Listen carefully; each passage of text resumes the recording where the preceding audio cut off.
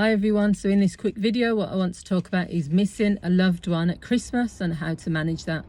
So as I've been doing these videos, just looking at different things that can cause stress at Christmas, I've already talked about dealing with low moods, and so in this second video I want to talk about dealing with missing loved ones. So this is something which I've got personal experience of because I lost my dad in 2011 and then my sister in 2019, and I think with the thing that I always say to people, or also what I say to myself really, is grieving is a long-term process, because the feeling of loss it goes up and down, but obviously that person is still, not coming back. So what people first have to kind of get to is a point of acceptance of the loss itself, but not trying to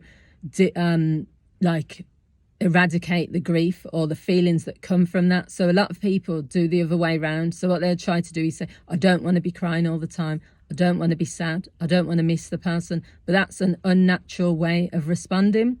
If something hurts, then there's nothing wrong with feeling that pain, and then once you feel it, working through it sometimes means that you come through the other end. It doesn't mean complete healing with grief, because grief is one of the hardest things to get your head around and accept, because it's the fact that that person isn't coming back. But if it's Christmas coming up for you and you've got lost loved ones that you've lost, I've just got four tips really. The first one is don't block or avoid feelings. If you're feeling sad, feel sad. I still, as a counsellor, I still try to help people to just accept how they're feeling and not to have guilt, shame or judgment attached to it. If you feel sad, you feel sad. If you're having a day where you're having a low mood, you're having a low mood.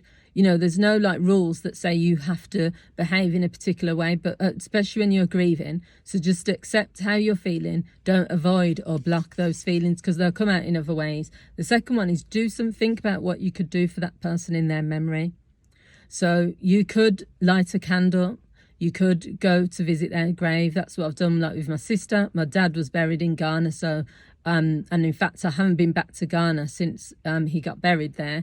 But my plan is, when I do go back, is to go and visit his grave. But yeah, you could do a memory, sometimes have a picture of the person maybe, or do something that they would have liked, only if you feel that's what you want to do. But that can sometimes be a very nice tribute to the person. The third thing is to take time out if you need to. Just because Christmas is a happy time, the amount of times, if I had a penny for every time a client said to me, I don't want to talk to people because I feel like I'm a burden.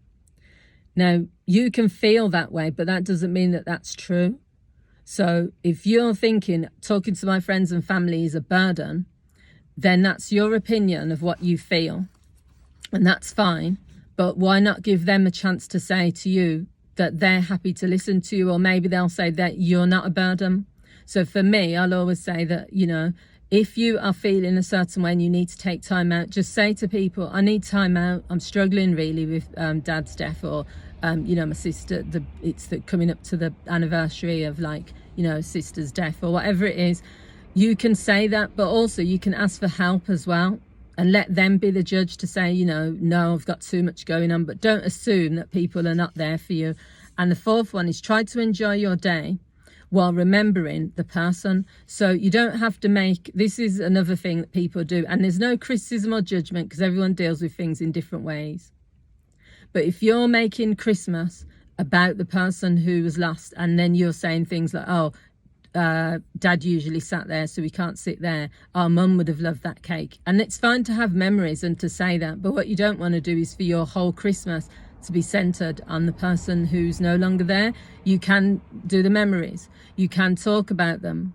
You can acknowledge that, they were the hub of Christmas and they did so many things. But you also want to enjoy your day. You also want your children, your family to enjoy the day. And you don't need to feel guilty if you're laughing and enjoying your day. It doesn't mean that your grieving has stopped. It doesn't mean that you've forgotten the person. It doesn't mean that you're not sad or you don't miss them. It just means you're enjoying Christmas. So they're my tips for missing a loved one at Christmas. I hope you found this video useful. If you have, feel free to share it with others. Thanks for watching. Bye.